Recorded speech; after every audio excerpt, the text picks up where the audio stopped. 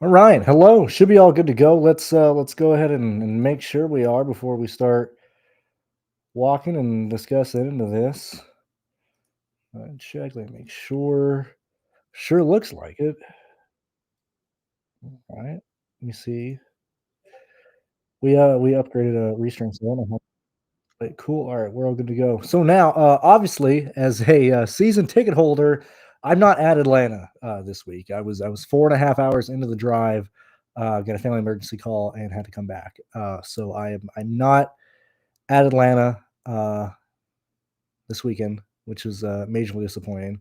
And I gotta go back to the hospital tomorrow. But with that said, uh, the interesting thing about that situation is that I have not done a live show for Atlanta at least one, two, three, four, at least like 5 Atlanta weekends, maybe 6. There's a good chance I haven't done an Atlanta live show for a race since the at least first race in the reconfigure, if not the second one.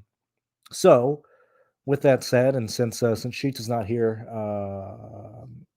and Adam's not doing a MLB show today, we're gonna just dive into Atlanta for we have an hour and 45 minutes or hour and 49 until lock. We're gonna go through everything regarding Atlanta because typically when I'm doing stuff, and I do apologize since we upgraded Restream and I have not been here to dick around and see everything. So I apologize if I'm kind of all over the place. Um, so let's just go through everything. What was that? What else was I saying? Oh yeah. Normally whenever I'm doing the Atlanta or even the truck, uh, Atlanta, when I'm making my laps, it's usually in the stands. Um, you know, going off of going off of Twitter or just dicking around in the stands while eating food and drinking beer and stuff. So it's kind of oddly refreshing to actually not uh, be doing that. We can actually go through and look at everything. So yet again, we might be repeating, or I might be repeating a lot of things that I've stated about Atlanta over the years. But yet again, I haven't been live in like 3.5 years, maybe 2.5 years for Atlanta. So if we do that, then that's why, and I'll be live tomorrow as well. Probably early morning, at least before the truck race, so we can cover both the truck and Cup Series. Or maybe you guys don't want to do that. We can do 2 live shows tomorrow. I would implore you to let me know what you would prefer in that situation for tomorrow.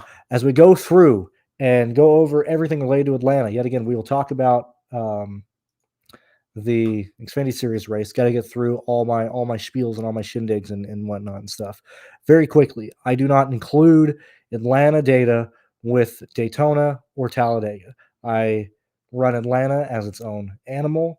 I also understand that the Atlanta races for Xfinity and the trucks are racing differently than the Cup Series, but going over basic data or the foundation of my approaches. Now, as stated, I'm usually, 10, 11, 12 beers in because I drink like a horse when I'm building my lineups. The fact that I'm not doing that and can go over this stuff as we go through and look at everything of how to approach this race. I mean, 20K up top, that's not bad at all for this race. I don't know what the truck is tomorrow.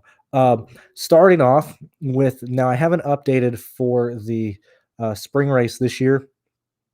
Um, I'll probably do that later tonight and or tomorrow because yet again, I didn't think I'd actually be here free to record and stuff or be live for that. When we look at Atlanta and we look and specifically for how Xfinity is going with powerhouse teams controlling the field, okay, Austin Hill, Jesse Love, Joe Gibbs cars and stuff, actually haven't known what they're doing and stuff. If you compare current Atlanta, which I mean now reconfiguration was in 2022. Now we're several years in. This track was paved to age, and not provide the repave that had been going on with other tracks. When we look back at tracks that were paved in the 2000s, okay. Yet again, and this might be long-winded, I apologize for that, but I'd like to cover everything. When we're looking at how tracks were paved over the course of the years, and when tracks were paved in the 90s, when they were paved in the late 2000s, in the 2010s, there was a lot of engineering advancements in how asphalt and how laying down pavement had been made. Okay, so we saw a lot of mistakes when they repaved Daytona in 2007, 8. I can't remember off the top of my head. Should be late, right after the 2010 Daytona 500, when they repaved Talladega, when they repaved Michigan, when they repaved Texas. It's I'm not talking about what the heck, who is also, yeah, getting literally Atlanta messages right now. When those tracks repaved, Phoenix, for example, in 2011 or 2012 or whatever, every time they paved, they were like, "Hey guys, holy shit, we're just getting regular contractors to repave this like a regular highway. We don't need that. That's actually very bad because it takes years and years and years for tracks to age." When they specifically did Atlanta, and when they will end up repaving whatever next track they do, they're going to go with this company because they made it to where the track would age at a much more rapid pace than all these other tracks. Okay, so that's the first aspect of that. So handling is majorly important. Two, I really, really, really can consider Atlanta and Daytona before the repave. So that's the 2010 Daytona 500, and going all the way back to the 01 500, just to have a gigantic amount of data points. These two tracks are racing very, very similar. Now, when I first brought that up, we didn't have Atlanta data to compare that to. But yet again, this is just the Cup Series. But now we have 1, 2, 3, 4, 5, 6, and then 7th race, obviously this year. We now have data to compare that and see the similarities between old Daytona and new Atlanta. And when we're looking at the starting positions and average finishing positions between these tracks, it's actually getting very, very similar. So that would indicate that these are very viable data to, or very viable situations to actually end up looking at. What is going on? Severe weather in the area. I assume it's lightning in Atlanta or whatever. So due to that, uh, I lean very heavily towards building lineups that are specifically focusing on positions that have a very low average finish. Okay, um, so when we compare that with where everybody has been at, and yet again, this is Cup data, but it's very relevant to Xfinity stuff, because you can see how similar these two tracks are, because this is the average finish of both these tracks. Average finish of just the Daytona races, and an average finish of Atlanta, and so they're very, very similar. And so, what are we seeing just on a you know yet again, we're like the third step of getting all the background research and stuff that we need in order to go and approach a slate like this. Okay, we're seeing that you want to play good teams and good drivers who offer place differential. Might seem what's the word, obvious, and such, but specifically when I chase place different, or when I when we're playing a Talladega or Daytona, I very, very, very heavily stack in the back and focus on just having unique lineups across the board. And when the people up front wreck out, that has been very profitable. Now we have noticed, and we can see that is not the necessarily that's not necessarily the way you want to go with looking at Atlanta, because we don't have the massive pileups that we have at um, Daytona and Talladega. We also have the fact that handling is much more important. Okay, and so when we're having a major pack at those in those races, and third throws a block on fifth, and then that causes fifth and sixth, seventh, to 14th to wreck out or being causing a crash, because the field spreads out, and this is very much leaning towards cars that have speed and drivers that have talent and know what they're doing. Okay, when there are wrecks, they aren't taking out nearly as many people. Okay, so when we can't necessarily be taking the absolute slowest guy in the back of the field starting 40th or whatever, because it's very unlikely that we see a situation to where, one, realistically they get lapped.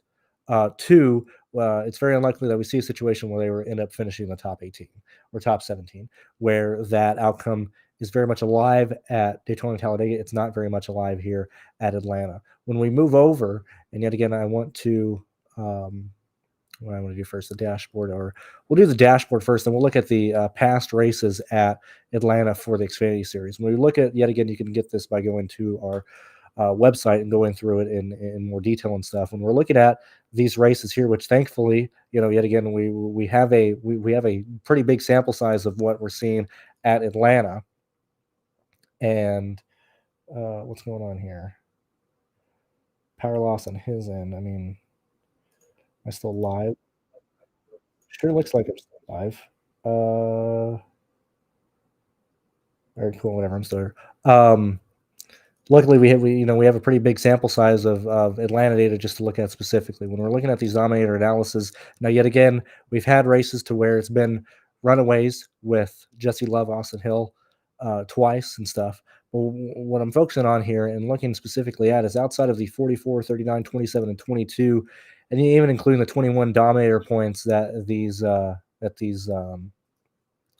individual drivers have had. We're also looking at, and yet again, if Jesse Love, if Austin Hill, if these individuals crash, when these, I mean, Austin Hill's won 5 of these last 6 races, whatever. Is that a streak that continues? I don't think that's the relevant question to ask. I always view it as I'm just not playing a guy starting in the top 5 at a plate race where most of the field is going to be on him, and most things are going to indicate that Austin Hill is going to carry the highest expected DraftKings points day, even in my stuff, and he's going to probably carry a way higher ownership than what he actually should in terms of the volatility that these races hold. But anyway, still just looking at the laps led and then fast laps and actual Dominator points from these races here. Now we've had these runaway races, but we're also seeing outside of that, when people flip flop, we're seeing most people lead 20, 30, 40 laps. And then since this is a plate race, they're getting practically no fast laps in these situations and stuff. So that's, obviously when we're looking at place differential and where that is specifically coming from, obviously we want to play the guys who are, finishing in the top 10 that are scoring us nearly 50 points. Just really quick, when we look at the DK scoring and stuff, find to be a top 6, we'll look at 4 to 8 here. We see 55, 53, 49, 9, 49, 20, and 47, 50 as your 8th highest scorer. We need to be scoring nearly 50 points. When we look at the place differential here and we give examples of what are these biggest movers who falls in line of people that have been able to go up through the field, and we look at the place differential that we've seen Weatherman, we've seen Sieg, Leland Honeyman, Weatherman, Vargas, Riley Herbst, Mason Massey, Parker Retzloff, Benedetto, so on and so forth. So we've seen a lot of people come from the back of the field in terms of competent people. Kyle Sieg, Weatherman, Leland. We're not seeing, Mason Maggio. We're not seeing Joey Gase. We're not seeing these guys come through. We're seeing people that are actually competent and know what they're doing driving through the field. We're seeing people like that. When we look at the change by starting position, we're seeing a pretty big drop off, and we're seeing that equilibrium, or that not equilibrium, but that change of where place differential by starting position starts to happen. And we see that primarily, it's technically starts at 16, but when we look at this range here specifically, people who can offer us place differential and not give us, and yet again, this could be anywhere from losing one position or gaining one position and stuff, but we typically see at 16, that's typically your safer area. When we look at the data here, okay, comparing Atlanta and Daytona, which is probably even more viable here since current Xfinity is very, very similar to old Cup and stuff. When we look at 16, obviously you have the guys, and yet again, we didn't have a second round of qualifying, although that's kind of irrelevant since everybody was at least able to put down a lap for them to be at. But we see a pretty hard, just oddly enough, 17th just ends up performing pretty poorly in both these situations. But we see a big situation of actual green, like some of the better finishers in this is 18th on back when we look at both these finishes of Daytona and Atlanta and stuff. And so, our first indication that, hey, we probably want to be heavy and playing good drivers in that range is shown here, and then is also shown with where we're at here. We also look at the distribution of, where people, if we're losing or not or whatever. But let me go back here really fast, and we can see that, if we're looking at guys who have ran into issues here, again, this is 2022. This is every race that we've had at the new Atlanta, and we typically at normal plate races, we see the back carry way more significance than what we're seeing here. I mean, obviously we have blips and stuff, But like, for example, David Starr in a Gase Motorsports car going from 35th to 22nd in 2023, that's not going to fight to be optimal. Leland Honeyman going 35th to 21st, not going to really fight to be optimal. Yet again, we need that 50 range here. AO going from 36th to 29th. We see Mason Massey going from 36 to 28. I mean, this is place differential, but it's not that gigantic place differential that we need in order to attempt to score nearly 50 points here. As we continue to go through and look at what we're specifically needing and where guys are going and what situations are needed. Big shout out to ASC slash Aaron, who's been a user of my stuff since I had a Patreon. Obviously, he's followed me here, and he lets me view his own spreadsheets specifically for the plate races, just because we enjoy looking at them and stuff. But when we look at I can't read these really fast. When we look at the scoring positions of where the Xfinity series have been and stuff. And obviously, there's a lot of stuff on your screen. I'm not going to go over everything because this isn't, my sheet specifically. It just lets me, talk about it and see it and stuff. But we look at the top drivers here in terms of DraftKings points and stuff, and we're noticing that. I mean, yeah, sure. I mean, Joey Gase, and yet again, this is 14, showing 14 scores and stuff. But we're seeing, obviously, it's good drivers. And what I mean more by that is actually being shown here in the teams, the top 12 DraftKings points. Obviously green is a good, right? Yellow is, Sam Hunt colleague, who are competent teams in terms of speed. And then obviously if you're not highlighted, that means like, hey, you're like, DGM, Alpha Beta Prime, whatever, right? But we're seeing a good amount of obviously the good teams, right? Obviously, these are situations where these guys are starting in the teens and stuff and so on and so forth. But we're also seeing, Big Machine, we're seeing our Motorsports, we're seeing RSS, whatever the case may be. As we look through and see these races and stuff, and we're able to see where these guys are scoring and everything, when we look at the place differential versus where these guys are starting, and what I mainly want to focus on today before we start applying this to our current um,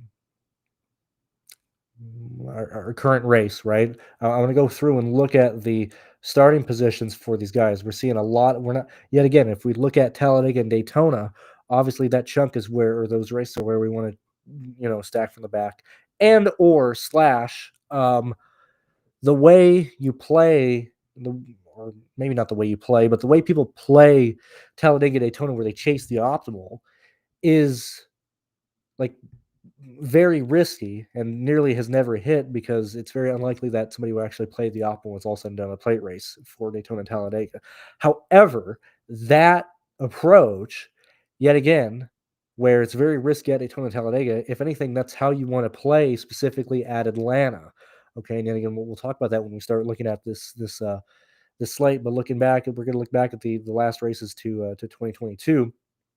Actually, we'll just go back to 2023. We'll look back at the last 4 races, because the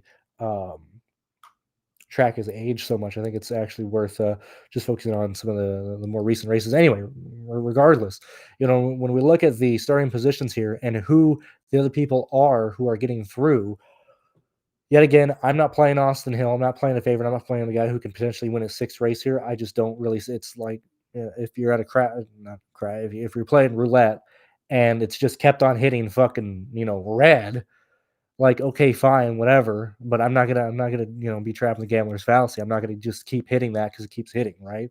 And especially if the field's gonna play him, like, fuck you guys, I'm gonna just find leverage and not play him, right? But we can expect that Austin would carry ownership starting second. But when we then see the rest of the field, 20th, 16th, 15th, 29th, 30th, 12th, 13th, who are these drivers here? Austin Hill, back of the field, Jeb Burton, Alpha, in a Jordan Anderson car starting 20th. But we see JGR, we see Matt Benedetto in a very similar situation today, and then Joe Gibbs, colleague, Jeremy Clements going from 24th to 11th, Junior Motorsports, so on and so forth.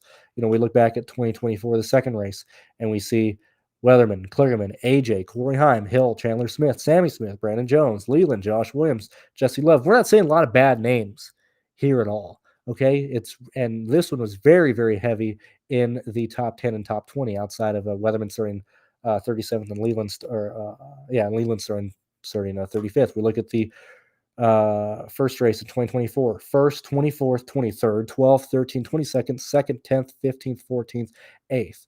We look at the second race in 2023, 13th, 34th, 11th, 27th, 17th, 2nd, 12th, 7th, 31st, 16th, 5th as your starters. Okay, so yet again, we're not seeing the massive stack from the back type of situations that we would see at regular plate races. So how do we, approach this Atlanta race? Again, we have we're gonna have an hour and a half until this slate locks. If you guys like this, do consider joining TrueDFS, not only for the NASCAR content, but for MLB. And then obviously, I mean, NFL's right around the corner. Just saying, if you want a decent deal on Saber Sim, like, come on, like, why would you not take the deal of basically 3 sites in one under these situations? Because you get our stuff and all of these, you get pay dirt, intuitive analytics that James McCool has put in a lot of time and effort into. And then yet again, you get Saber Samir. Like, I mean, this is basically 3 sites in one for these prices. If you're considering annually, I think it's very, very difficult to find a value at these prices elsewhere. Anyway, heading back to today's race, how do we do that? What can we do in order to find the good teams, in order to find where we want to go? Well, let's talk about the people that we don't want to play. Okay, right off the bat, we're not interested in CJ. Um, Starting 8th in a DGM car, he's going to get slaughtered by the rest of the field in terms of DraftKings points. But we're going to notice that Austin Hill starting 2nd. Hey, we've seen Austin Hill win from 2nd place. Hey, we've seen a ton of ownership be on Austin Hill. Realistically, Austin Hill is going to be the highest projected driver across the industry for this race. Okay, seems like a great leverage play to just not play Austin Hill, right? Okay, whatever. We see Jesse Love. We see Connor Zilic. At this point, we're not worried about where they're starting. We're just talking about drivers that are worth playing. Okay. Yet again, I never play the pole sitter at a plate race. I'm not playing Austin Hill. I think 3rd, 4th, and 5th, yet again, because Jesse Love's probably going to carry ownership as well, just because of how dominant RCR has been at these races. Okay. So for me personally, I'm not playing anybody through the first 5 starting positions. Now that we've established that, we're going to be able to go, or what I'm doing is going through drivers that are competent, that could finish in the top 12, top 15, that yet again, we'll have to split hairs for the guys starting up front here, but can they finish in the top 15? And can they also, fight to score 50 DraftKings points? Okay, that's what we're identifying at this point here. So as we continue, Connor Zilic, yeah. Tanner Gray, yes. CJ, no. Harrison Burton, yes. Eric Almirola, yes. Nicholas Sanchez, yes. Williams Wallace, yes. Ryan Sieg, yes. Sammy Smith, yes. Blaine Perkins now. Okay, when we're looking at Blaine specifically, and I will go ahead and I'm going to go ahead and bring up Racing Reference as well, so we can get a snapshot of kind of where these guys are finishing. We can also look at the NASCAR tool here, but I don't exactly, obviously looking at the lap by lap data for drivers are very useful, and if anything, understanding where individual drivers are going to race is very important. I also think at this point in the day, being an hour and 27 away from the start of the race is something you should have already been doing if you had access to, or if you have access to this. Is like, for example, we'll look back at the race earlier this year, which is this one. What I mean by that is when we're looking at, if we want to see, did we load here? There we go. Like, obviously, Austin Hill wins this race, right? Whatever. I'm on the wrong one. My bad.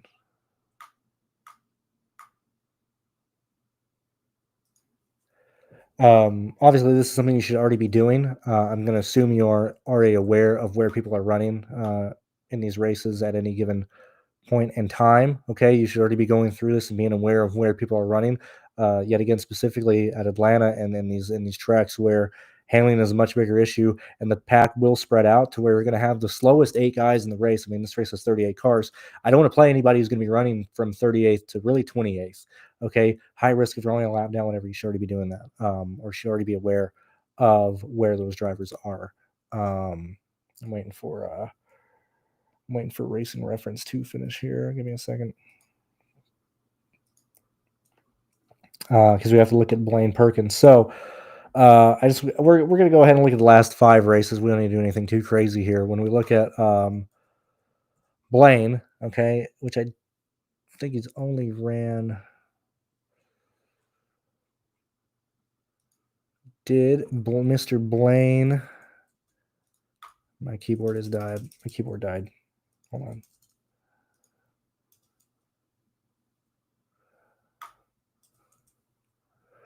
Let's go ahead and take a gander at where did Blaine Perkins run in the spring race. Now, normally for a plate race, I'm not necessarily concerned about what they exactly did in the previous race, but the fact that they ran here earlier with the same team, we can get an idea of where they want to run. Where did Mr. Blaine Perkins run all day? He ran outside of the top 30, outside of the top 20 all day. Like, that's not really somebody that I want to have interest in. Obviously, Allgaier, yes. Christian Eckes, yes. Parker Retzlaff, yes. Leland Honeyman, yes. Now, with that said, we've had Parker Retzlaff, perform well in these races. We look back and we can just we can take a quick gander of where Retzlaff has been. Maybe he hasn't performed well, though. It was I don't remember what race I was looking at earlier this week. It was the first race in 2024 to where he started 24th and finished 5th and stuff like that.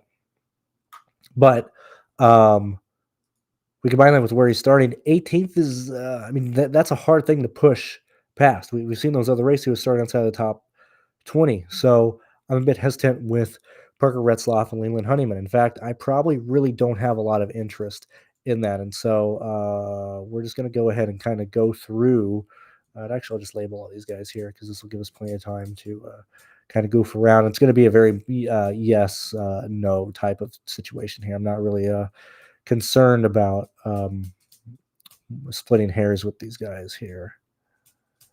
So I'm not really interested in Retzlaff and Leland just because they're starting 18th and 19th. I would much rather take now. Yet again, now we have seen 18th and 19th. Have an average finish. We look back at Old Daytona, 23rd and 20th. Okay, now again, this is Cup Series stuff because I didn't want to do it for Xfinity because I would rely more on the Cup Series stuff here. But I'm a little concerned, or not concerned, but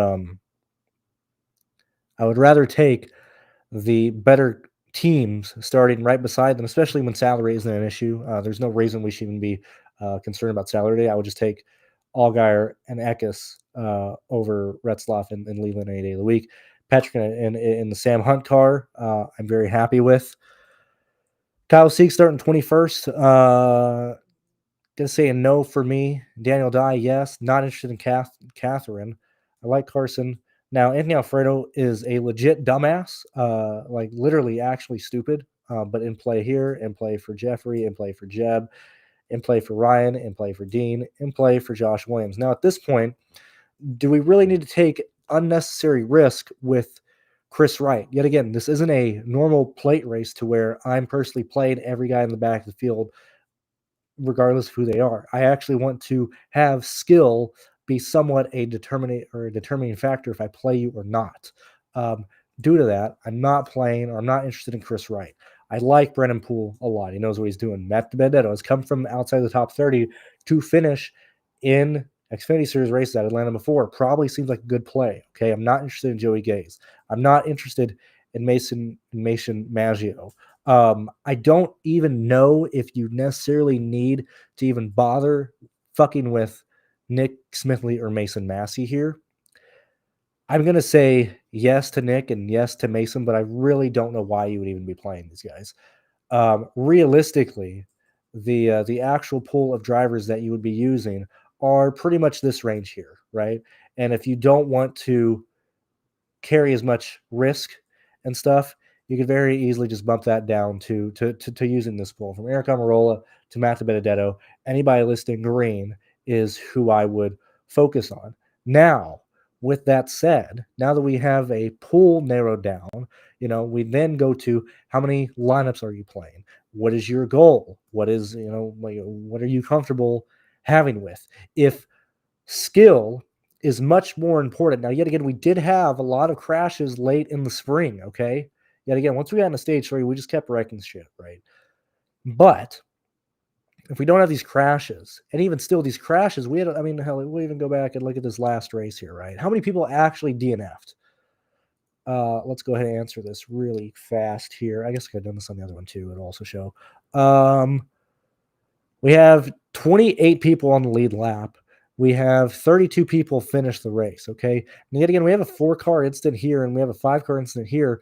But for the most part, I mean, we have debris at the end of this race here. But for the most part, a lot of these crashes are 1, 2, 3 cars because we're spread out. We're not having that catastrophe, that gigantic, implosion that we see at plate races. Okay. So, the risk or the unnecessary risk of playing so many people in the back of the field is kind of unnecessary and not needed.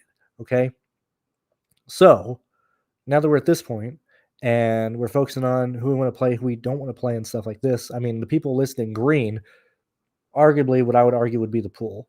What was I doing? Oh, I was going to determine ownership of where do we think ownership is going to go today, and then we can find pivots of equal or slightly lower chances of hitting nearly 50 points. Okay, this is now yet again this is my show. I can say what I want, but I love plate races. I think this is the best track on the NASCAR schedule. It is. I'm very, very saddened that I'm not there, but it seems, and just from when I fucking sit down, eating pizza, gorging myself in the stands, drinking margaritas, right? If I can fucking just make lineups on my phone that cash easily, oh my gosh, actually paying attention to this stuff should be pretty easy to determine where ownership is going to go, right? So we go ahead and look at,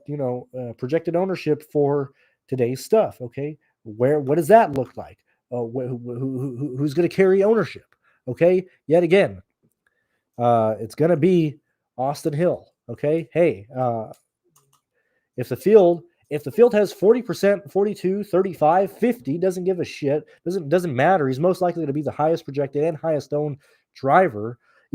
Basic DFS approach, leverage, anything like DFS 101 would indicate the smart move is to not play Austin Hill and just hope he underperforms at $11,000, right? That's where ownership's going to go. Where else is ownership going to go? It's probably going to be the best equipment starting farthest on back. Who is that? Carson Quaffle. Okay, so we've identified 2 of the highest owned guys in this race so far. Where else is ownership going to come from? Okay, typically it'll follow obviously Austin Hill, the best equipment in the back of the field. Where else is it going to be? Most likely going to be Justin Allgaier. Hey, okay, now at this point, if you have Austin Hill's the highest owned guy, or I mean obviously top 3, Carson Quaffle and Allgaier are obviously going to be debating in the top 4 to 5 and stuff. Where else is ownership potentially going to go? It's probably going to go to the guy in the backfield who has been optimal in these races before, Matt DiBenedetto. Oh man, oh my gosh. Okay, so yet again, I'm just working off my own stuff. I'm not looking at anything. I'm just like focusing on where ownership is expected to go. Okay. Now, yet again, we've already got leverage on the field because we're not playing the unnecessary risk in the top 10. Now, they have scored well. Okay. Here's a 2nd place. Here's a 4th place starter. Here's 6th, 4th, and 8th. Okay. In those situations, I'm not going to win anything. Here's 1st and 2nd. Outside of that, top 20s. Okay. We have 2nd and 7th. Okay. So for the most part, 3rd, 5th, 4th, 9th. Okay. Obviously, if there's multiple guys in the top 5, going to be a slate that I don't win in or have the optimal. But we really don't need that risk because enough people will shoot themselves in the foot by trying to jam in more people in the top 10 here. So we're gaining leverage on this. So we automatically, we're already different from the field. Okay. At this point, having no Austin Hill and being aware of where chalk is going to be is very, very vital and very important. Okay. We're getting leverage not only on very common lineups that will be held with Austin Hill, but also with lineups that are weather hold lifted at Atlanta. What is it? Common lineups that would have people, we're playing, different people up front, whatever. As we continue to go down, I don't really think ownership is too important past these individual drivers, especially with a pool this big, because hey, instead of playing Allgaier, you could just play Christian Eckes. Okay. Instead of playing Carson Quapple, you could just play Daniel Dye. You could just play Patrick in a Sam Hunt car. You could just play Josh Williams instead of Matt Benedetto. Um, this is the pool that I would focus on specifically. Um, I just don't think you need to take any more risk other than people in this range here. When we look at where people are scoring, yet again in Atlanta and stuff, and we can move back here and look at the place differential dashboard again. Since we're not seeing a ton of place differential that isn't from like good teams, so or that we just don't really need a lot of bad people in the back of the field. Okay. When you look at people who are, getting place differential that are starting in this range here, who are those individual drivers that are going or that are gaining positions here?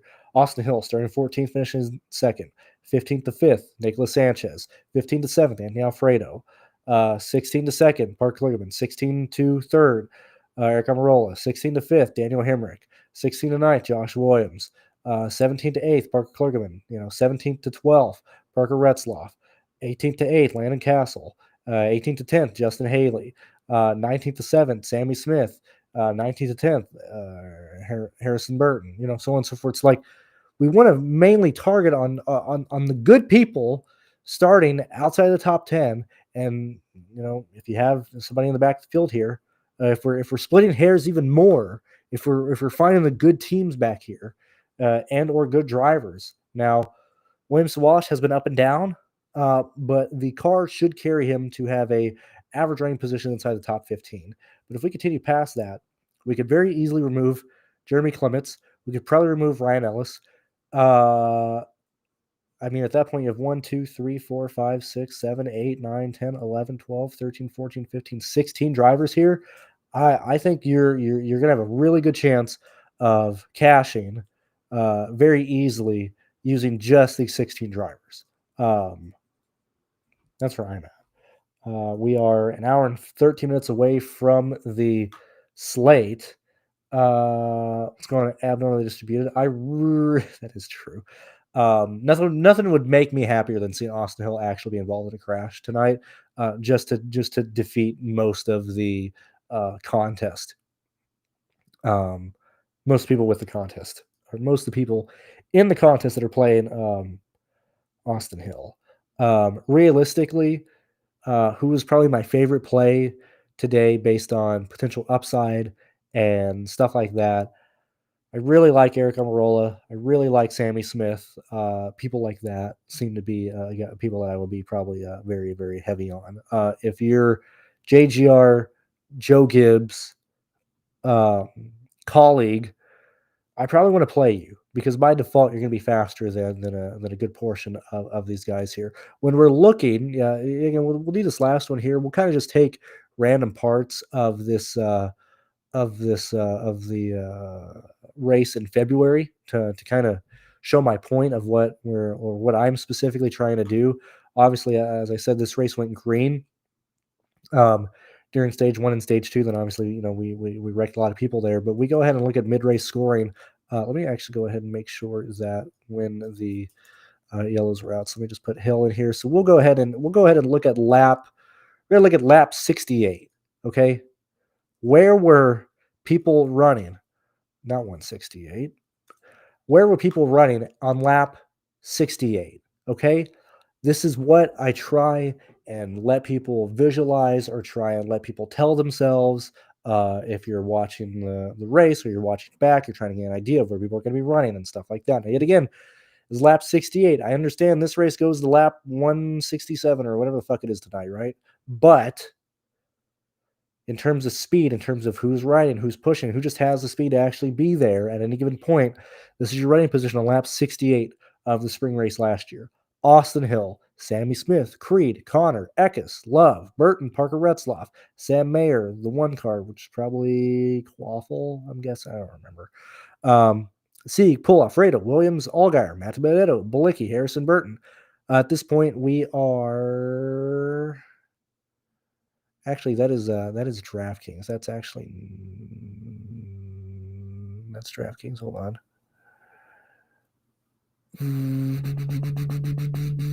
Wait a minute here. Oh, I never added that. No, I meant to add the running position of where they were at. Although that might be. Let me look really fast. Hill's 1. No, that should be accurate, actually. Sammy Smith's in 3. Yeah, so this is not the actual. Oh, there we go. There's that.